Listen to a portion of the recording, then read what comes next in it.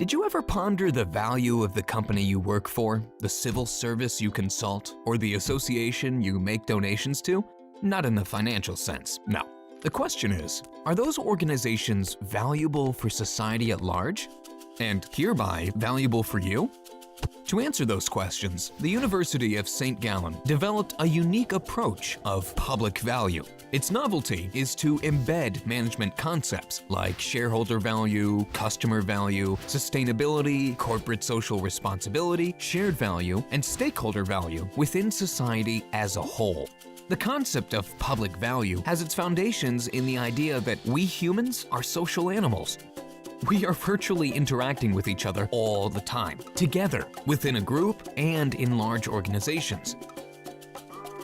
Companies, the public service, and unions and associations build the ecosystem in which we live. That's why scholarship sees organizations as productive social systems.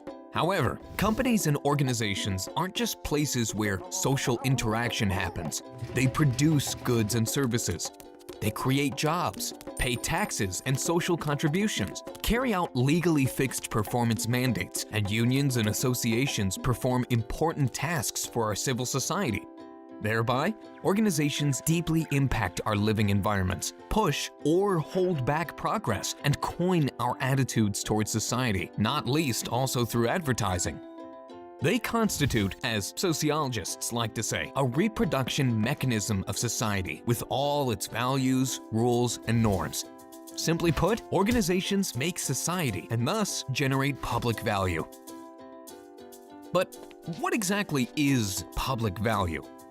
Public value means value creation towards the common good. That is, the added value and benefit of an organization for the well-being of each individual and the general public. In other words, the common good.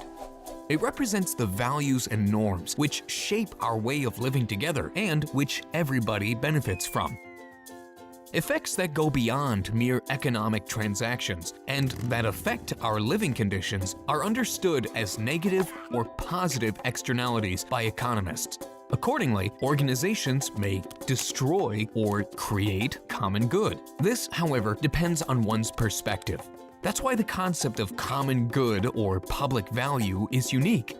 It is all about looking at organizations from the point of view of society. But how can we evaluate an organization from the standpoint of society? Psychology comes in handy here. It found 4 stable, basic human needs that build the motivational and emotional backbone for the evaluation of public value. 1. Each of us would like to understand the surrounding world and to have a target-oriented effect on it. 2. Each of us seeks recognition as a human being. 3. Each of us strives for sound social relationships. And 4. Each of us looks for positive and enjoyable experiences. These 4 elements result for every individual in a distinct pattern of needs, which organizations touch and influence with their performance and behaviors. Let's wrap it up.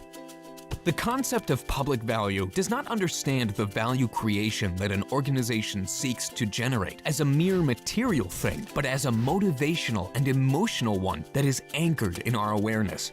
So, it's all about the images in our minds.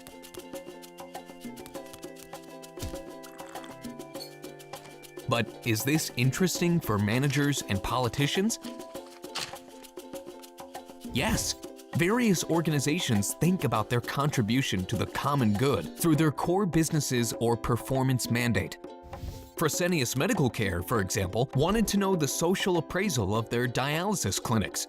Swiss insurance company Mobiliar analyzed the potential effects of a corporate acquisition on their public value. The football club FC Bayern Munich examined the challenges of its growth strategy for its public value. And the German Federal Employment Agency, one of Europe's biggest civil services, tried to find out which contribution to the common good legitimizes its reason of being. Now, how exactly were these organizations able to measure their contribution to the common good? The University of St. Gallen developed 2 methods to analyze public value. Both focus on the 4 basic human needs. 1. The Public Value Scorecard. 2. The Public Value Atlas. The Public Value Scorecard focuses on 5 questions. 1. Is it profitable? 2. Is it useful? 3. Is it decent? 4. Is it politically acceptable? And 5. Is it a positive experience?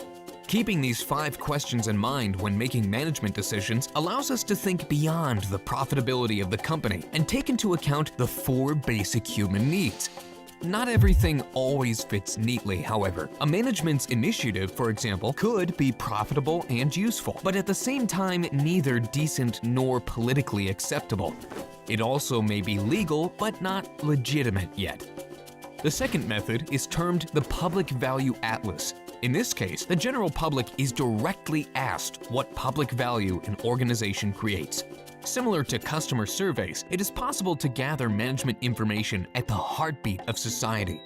An organization is able to better understand for what it is esteemed for and for what it isn't, if its actions are perceived as legitimate, and if its efforts have a positive impact on the public.